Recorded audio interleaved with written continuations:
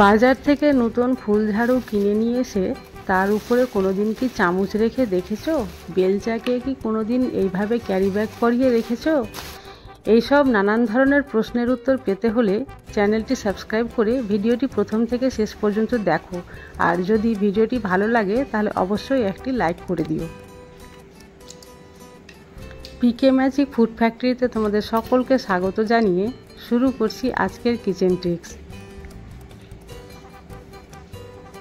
ফুল ঝাড়ু দিয়ে আমরা প্রতিদিন আমাদের ঘর বাড়ি পরিষ্কার করি, কিন্তু আমরা ভুলে যাই যে ফুল ঝাড়ুটা দিয়ে আমরা ঘর বাড়ি পরিষ্কার করি সেটারও একবার পরিষ্কার করা প্রয়োজন, সেটারও যত্ন নেওয়া দরকার। যদি সেটার আমরা ঠিকঠাকভাবে যত্ন নিই তাহলে এই ফুল ঝাড়ু অনেক দিন পর্যন্ত ভালো থাকে।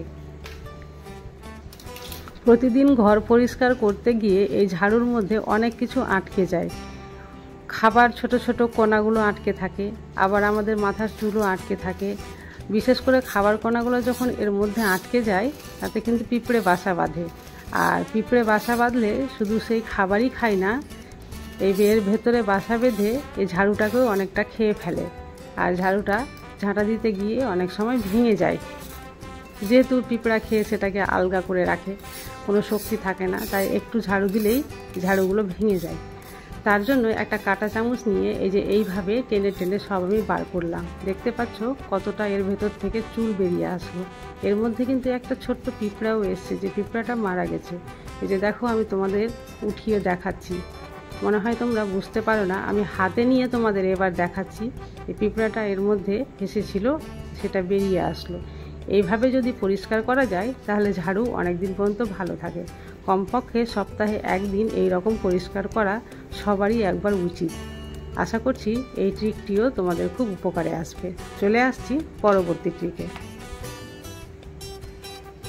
ঘর বাড়ি ঝাঁটা দেওয়ার পরে নোংরাগুলো যখন আমরা এভাবে বেলচাতে উঠাই, একবারে কিন্তু সম্পূর্ণ উঠতে চায় না। যদি বাম হাতে বেলচা ধরে থাকি তাহলে পিছন দিকে একটু একটু করে সরাতে থাকি, আর ডান হাত দিয়ে এই ঝাড়ুটা দেখতেই পাচ্ছ এইভাবে ঠেলতে থাকি। প্রায় 2-3 বার এইভাবে ঠেলে ঠেলে সরাই, তারপরে কিন্তু নোংরাটা উঠে।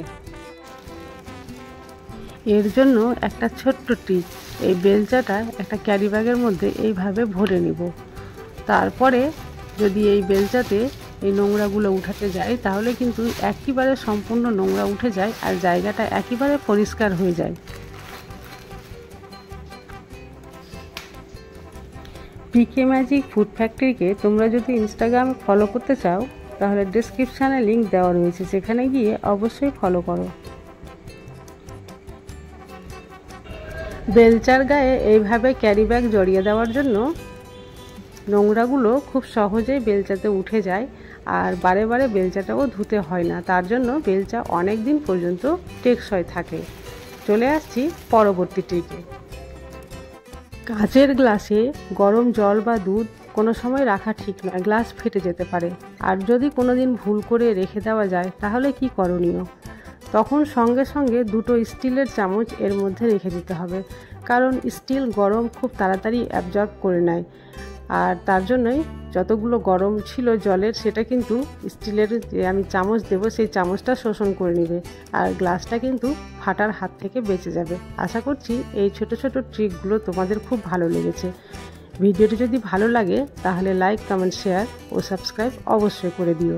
আজ তাহলে এই পর্যন্তই, কাল আবার দেখা হবে অন্য কোনো ভিডিওতে। ততক্ষণ পর্যন্ত তোমরা সবাই ভালো থাকো।